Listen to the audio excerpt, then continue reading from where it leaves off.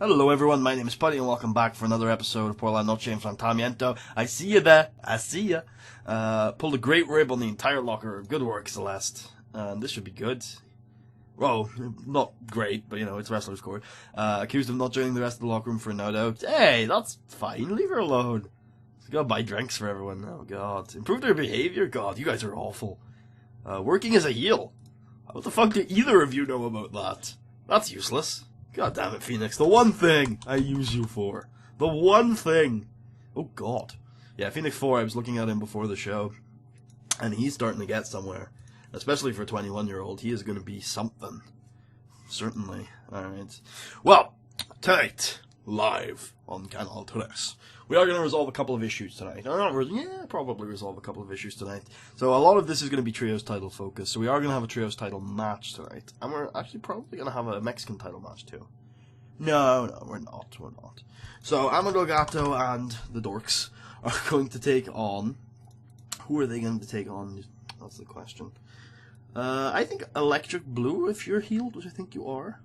Yeah, you are. Okay. How about Electric Blue? You know, you've both been on a good run. I think you guys have had a title shot at these titles before, actually. I don't see why not. That's a good idea with El Hijo Espada Roja. I feel like the Trios champions are probably good enough to like carry a main event match these days anyway. So this looks like a good match to me. And Amo Delgato is going to win because he's super over now. He's like the 5th most over person in the company these days, and he's real good. So I'm not surprised. He's worth it. But you know. It's kind of fun to see that going down. What else can we do? So Tirador wasn't on the show last week, so it's a rotation kind of with Dark Dragon and Tirador, or Tirador, sorry. So Tirador is going to take on probably just do Dragon Americano, sure. We don't need to hire local talent every time Tirador kills someone. It can be Dragon Americano every now and then, you know, on occasion. Again, the story right now is that Tirador is ridiculous in his methods, so that seems fine to me. I also want to have the tag champs beat somebody. They're obviously heels. They are the Shadow Riders, of course. They can take on not El Equipo yet. One day. That's definitely something we're gonna do. How about New Dos Phoenix? Sure. Or one of the New Dos Phoenixes. Sure. And that one can be, like, 8 minutes. And it can be, yeah, we can do a high spots match. Why not? Sure. And then we'll do another match to lift the crowd beforehand. It can be like a singles women's? Sure. I'm sure there's a women's matchup that we haven't done yet. Certainly, because there's Raven, who's new, so, sure. Building Raven is maybe a bad idea because she's quite old. But she's also really good. I like her, and she's mainly going to be a tag division girl anyway. So it's not a huge deal. Raven, for those who don't know, is the, I think, kayfabe mentor, I guess not real mentor, of Joanne. They're also not that different in terms of age, so I don't think real mentor is actually the thing. But they look very similar. They've been a tag team for a while. Raven's really good. She's one of those, like, she's not as good as the new generation of women. You're talking like Fuyuko, Joanne, Brooke Tyler, Alicia Strong, Amber Allen. Those girls are far superior to her. But if you look at her and Cherry Bomb and Belle Bryden, those are like the 2000s stars of women's wrestling in like worldwide. So yeah, is she on time with them? She's not, so she's still got, you know, she's got time in her. For sure. Alright, so, lots of angles tonight. The first one we're going to open with it is going to be Mr. Lucha tracks down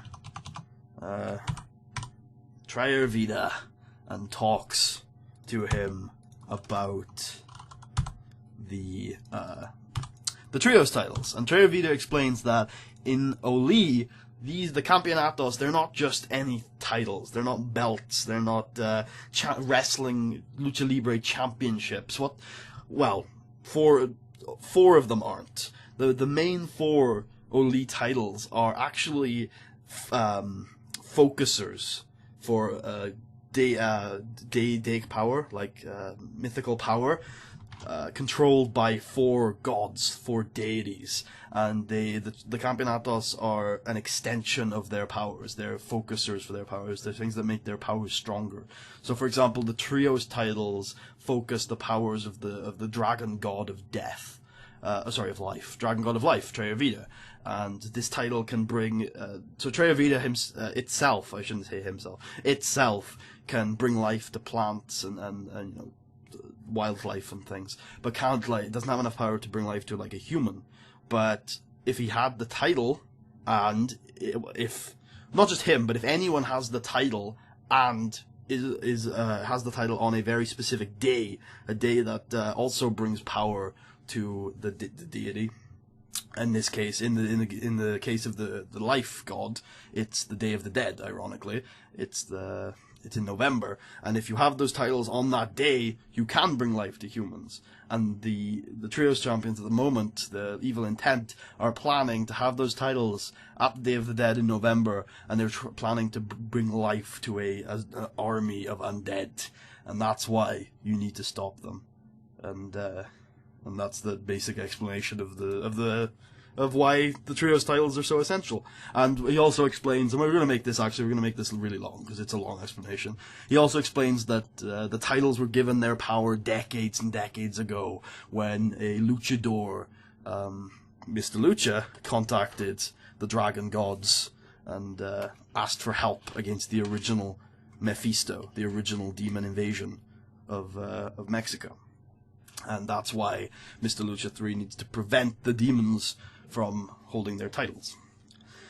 So, there you go. That's the explanation of why Manuel Prieto has been pushing so hard, and that's kind of added incentive for Mr. Lucha to get those titles back before November, before they can bring life to a demon or an undead army. And then we're also going to have, backstage, we're going to have Pesadilla talking to her boys, and it's going to be kind of like a regroup meeting. Like, yeah, we have demons on our tails, boys, but I wouldn't be too worried. We shouldn't worry too much about it. We're strong, we're powerful, we've proven ourselves quite reasonably competent, but we need to finish off that Mr. Lucha. He's been a pain in everyone's sides for far too long, or Mr. Lucha 3. And we need to find some way of putting an end to his attempts at thwarting evil. And that can go about there, and maybe we don't have enough. Okay, well, it's going to be a 10-minute angle, right? And then we can add, yeah, let's go, good. Add that to the main, or no? Add that to the main. Sure. We have our high spots match, right? High spots. Then this is lift the crowd. Oh, no, that's an angle. Then this is lift the crowd. And this is storytelling. Awesome. Our Universal Champion has not been on the show since he won the title. We should probably fix that next week. 66 as the explanation. That's good, Mr. Lucha, yep. So, big explanation that the trios titles, he also explains that the 4 titles that have god links, dragon god links, are the Universal title, which is linked to the dragon god of death, the Pajeres titles, the tag team titles, which are linked to the dragon god of earth, and then the Mujeres title, which is the women's title, and that's linked to the dragon god of the seas. And we get a 51D plus as Tirador Alpha pins Dragon Americano. Oh, by the way, Dragon Americano is the dragon god of Murica. So there you go. Just pointing that out there. And then we have the backstage segment with Pesadilla, Cosmic Rider, and La Sombra, which is pretty good. Again, they're just saying, even though we're no longer working for the demons, Mr. Lucha 3 is going to come for us eventually with his goody two-shoes ways, and we do actually need to kind of try and finish him off. Then we have 64 semi-main as the Shadow Raiders defeat New Dos Phoenix. Los Sombra is apparently just fucking god, which is great. Well, glad for that one. Main event gets a 80B. Holy shit! Holy shit, is Amo Delgado just that good, or is like the other side pretty damn hot? Damn, man. In a superb match, El Engendro del Inferno, Slayer, Hellspawn, and Amo Delgado defeated El Hijo Espada Roja and Electric Blue, which is Electric Dreamer and Celeste Azul, or Azul Celeste. Yeah, so it was obviously Amo Delgado was the best in the ring, but everyone did kind of pull their weight on this one. Fucking good shit. And the show overall gets a 72 B-, which increases our pop in all of Mexico. Last week was kind of like an all-in, so much new shit to take in kind of show. This week was just, this is what we've been building to for a while, and this is what we're building going forward. So I'm pretty happy with where we're at in general with that show. So TV rating gets a 0.50, back up after last week's like disastrous fall. Lacking Hee-Ho is a big deal, I guess. Yeah, pretty happy with where we're at right now. Yeah, I don't really know what else to say. I could check the pop, see if we've gone up to 40 yet. We have not. I've also got a couple plans. What I'm going to do once we get to 40 is I'm going to move to pay-per-view for the special events, and I'm also going to move the TV show off our current network and onto a free-to-air network, so that we can hopefully get a few more fans from it. But yeah, that's the end. Anyway, thank you for watching. Hope you guys enjoyed. If you did, please leave a thumbs up. Check out the rest of the series. Subscribe if you haven't already. I'll see you guys for the next episode. Por la noche enfrentamiento. Adios, amigos.